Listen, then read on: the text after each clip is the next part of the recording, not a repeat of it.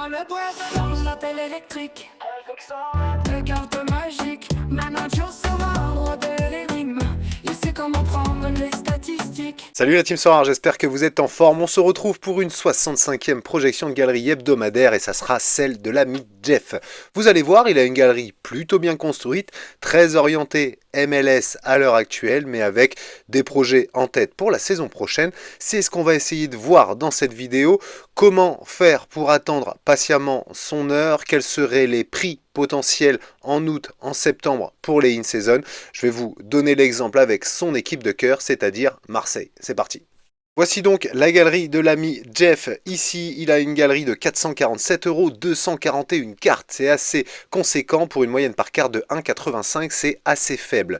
Son objectif, il a bien écrit, en tout cas, il m'a bien expliqué tout ça. Il veut restructurer et nettoyer sa galerie. Il ne fait pas d'achat compulsif, mais il pense que la stratégie d'achat n'est pas la bonne, en tout cas la sienne. Il est supporter de l'OM depuis 89 et son premier vélodrome. Kaiserslautern aussi, ça c'est original, avec notamment l'ambiance et le stade et des joueurs comme Klose, ça ne parle qu'aux anciens, je me considère comme ancien. La communauté Sorar, merci, moi, mais Neylim aussi, petit clin d'œil à l'ami Emilien, pour la MLS et pas pour Paris, effectivement. Et puis QTN, le GOAT belge, qui lui a donné envie de jouer en commençant par la JPL. Les compétitions qu'il suit, la MLS, l'Eurodivisie et la JPL, et puis ses principaux stacks, la Z en Eurodivisie, Seattle en MLS, Chicago en MLS également, et le Racing en Argentine. Ces compétitions qu'il aimerait jouer, il aimerait conserver ses stacks, la MLS In, la Challenger, particulièrement l'Eurodivisie et la JPL. De toute façon, maintenant, hormis le Portugal, la Turquie et la Championship, il n'y a que 5 équipes en Challenger et une Team OM pour le fun, In de préférence, c'est là où ça va être intéressant. Petite remarque pour conclure, il vient des paris sportifs, il n'a jamais considéré Sorar avec un objectif de rentabilité, il parie toujours ce qu'il est prêt à perdre, donc posture idem quand il achète des cartes, c'est une très bonne réflexion que je réitère et que j'appuie pour la communauté. Ne jouez que ce que vous êtes prêt à perdre, Sorar est un jeu, même si on aimerait tous gagner évidemment un peu plus. Au niveau de son état des lieux, il a 53% de sa galerie qui est en MLS, 22% en Contender, 17% en Chal et quelques cartes qui traînent en Champion. Avant de vous présenter son roster, je tiens à souligner le travail de Sorar Hive. J'ai extrait ta galerie du coup l'ami Jeff.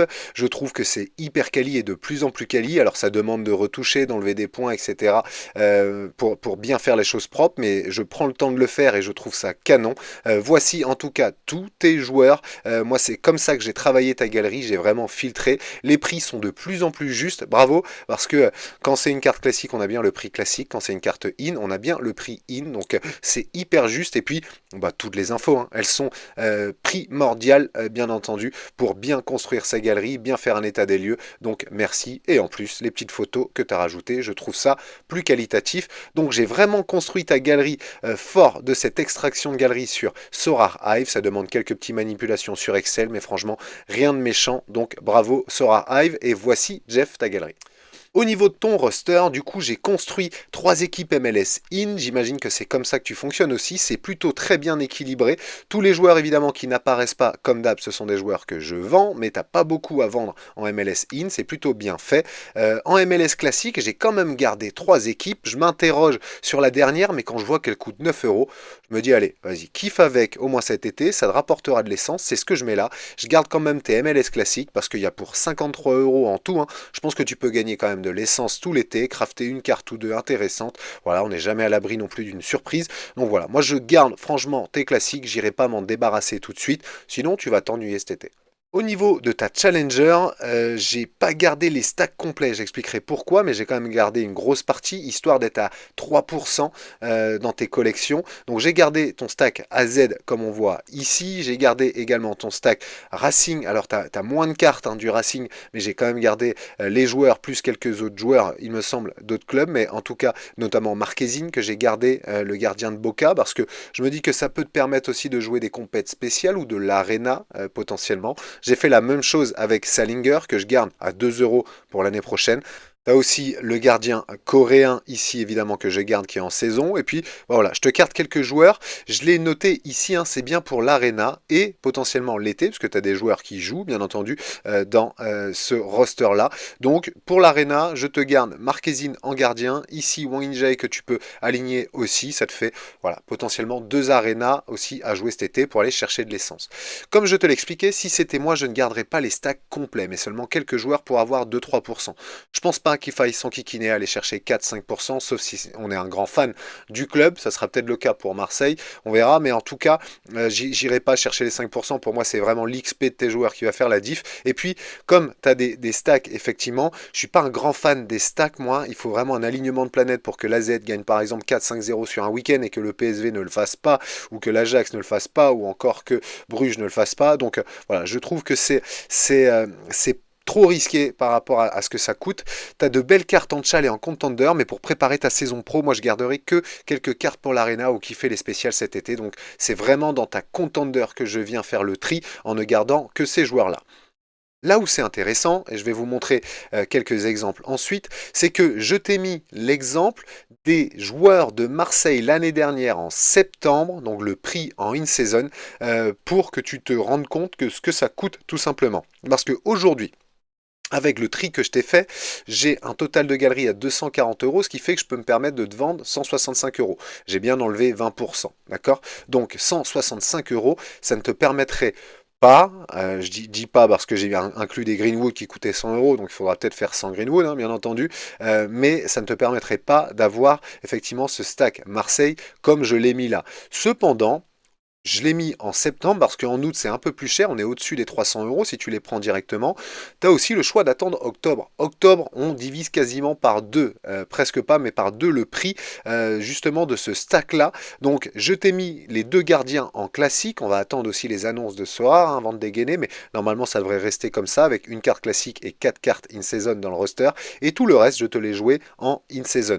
Peut-être le plus intéressant, c'est là où j'ai hésité, c'est de prendre Greenwood en classique et d'aller chercher plutôt le gardien en in-season, mais le prix sera assez élevé, mais certainement moins que 100 euros. Donc il faudra peut-être switcher aussi, mais j'ai vraiment mis pour l'exemple et je suis pas sûr que mettre 100 euros sur un joueur quand on a 400 euros de galerie, ça soit logique, c'est 25% du montant de ta galerie.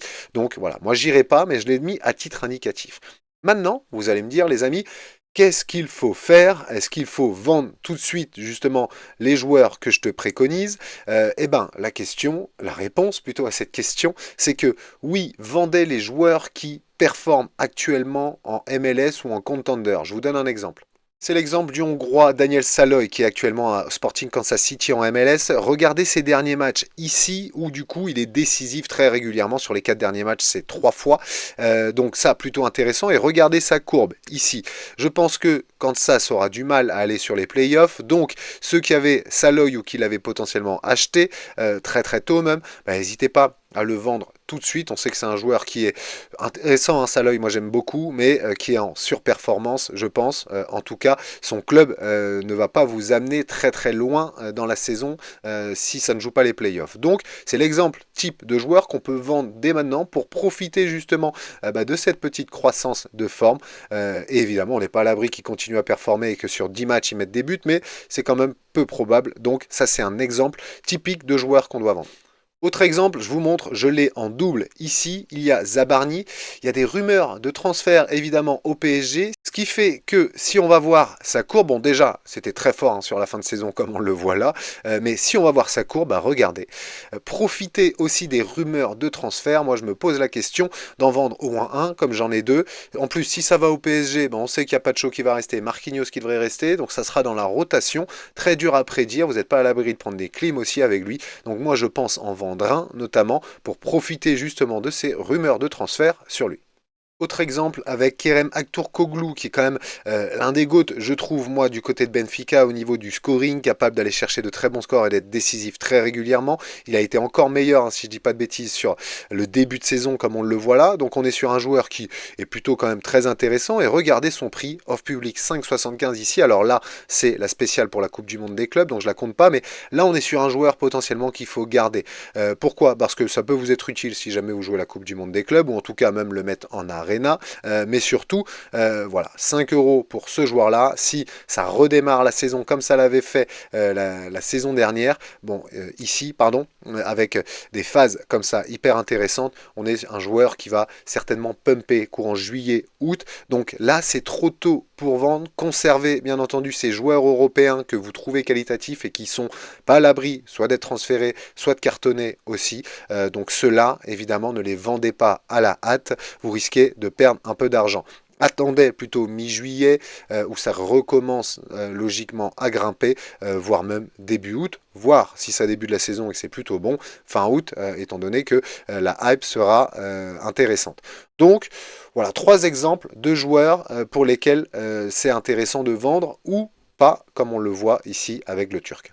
Pour finir cette vidéo, vous l'avez certainement vu, ça y est, Sorare Data est fermé. Je propose 1 minute de silence pour Sorare Data. Non, je plaisante, c'est facile quand on est en vidéo. J'ai pu couper la minute de silence comme ça. Par contre, c'est effectivement très embêtant, notamment au niveau du line-up builder. Vous êtes nombreux à me demander, mais comment on fait du coup pour le line-up builder, parce que celui de Sorare n'est pas assez développé, etc. au niveau des stats. J'ai essayé aussi celui de Sorare Hive. Alors, j'arrive pas à charger ma galerie. Si tu m'entends, l'ami Otaou, en fait, j'aimerais bien charger ma galerie qui est que mes joueurs ici et que je puisse comme ça aller construire mes line-up, ça pourrait être intéressant, surtout que tu l'as mis ici, hein, ce qu'on retrouvait sur Sorare Data, souvent intéressant, plus en plus le tiers ici pour justement les joueurs qui sont, on va dire, favoris pour bien scorer sur la Game Week, donc ça c'est hyper intéressant. Le problème c'est que j'arrive pas à charger ma galerie, je sais pas si c'est prévu ou pas, mais en tout cas, Sorare Hive peut être intéressant. Pour ceux qui veulent aussi faire des brouillons, etc., vous avez Sorare Pack. Sorare Pack a déjà son Line-Up Explorer. L'avantage là, c'est que c'est rattaché à votre galerie. Donc si vous sélectionnez gardien, ben, potentiellement vous avez que les gardiens de votre galerie. Seul souci, ça ne met pas, si je dis pas de bêtises, les joueurs qui ont une Game Week, la prochaine Game Week. Donc ça, c'est plutôt embêtant. Et puis surtout, on a très peu de stats. Donc autant utiliser celui de Sorare. Mais juste pour vous dire qu'il y a moyen que Sorare Hive ou Sorare Pack développe un peu plus cette notion de builder pour justement nous aider à projeter nos line-up dans les futures Game Week. Intéressant, le fait que ça existe, je pense que ça va s'étoffer. Prenons notre mal en patience. On a de la chance d'avoir Sorare Pack, Sorare Hive, Sorare Deal qui bossent effectivement et qui incluent de nouvelles fonctionnalités jour après jour. Profitons-en, soyons patients, les gens le font gratuitement. Donc voilà le message que je voulais faire passer, mais c'est de bon augure pour remplacer ce qui va nous manquer, quoi qu'il arrive, Sorare Data. Dernière chose, l'ami Jeff, j'ai également inclus un copier-coller du calendrier que j'ai pris sur Sorare Hive également. Si vous allez ici sur Sorare Hive dans le menu principal, vous allez voir que vous avez le calendar ici qui est plutôt très bien fait. Je sais que QTN a aussi mis le sien sur Twitter. Et donc voici en tout cas le calendrier effectivement de Sorare Hive. Alors évidemment on n'a pas encore les dates pour la reprise de l'Europe, etc. Comme on le voit là, ni pour la Ligue des Champions, etc. Mais par contre si vous voulez voir où ça joue, même en Europe, en Norvège par exemple, en Asie, etc. sur les futures Game Week, je vous invite à aller sur Sorare Hive, hyper intéressant. Voilà l'ami Jeff en tout cas pour mes conseils pour ton roster, pas de scouting parce que là je pense que la priorité est à la restructuration et puis j'espère que ça t'éclairera quand même sur ce qu'il est possible de faire sur la projection un peu des prix et sur le rétro-planning tout simplement que je ferais si j'avais ta galerie. Merci encore les amis pour vos soutiens nombreux. Je continuerai à faire la projection de galerie hebdomadaire, même si à l'approche effectivement de la nouvelle saison, il y a moins d'intérêt d'un point de vue scouting, etc. Mais restructuration, c'est toujours hyper intéressant. Donc on se donne rendez-vous semaine prochaine pour une autre projection de galerie. En attendant, les annonces de Sorare qui ne devraient pas tarder sur le nouveau gameplay où là, on aura l'occasion de discuter. À très vite, salut!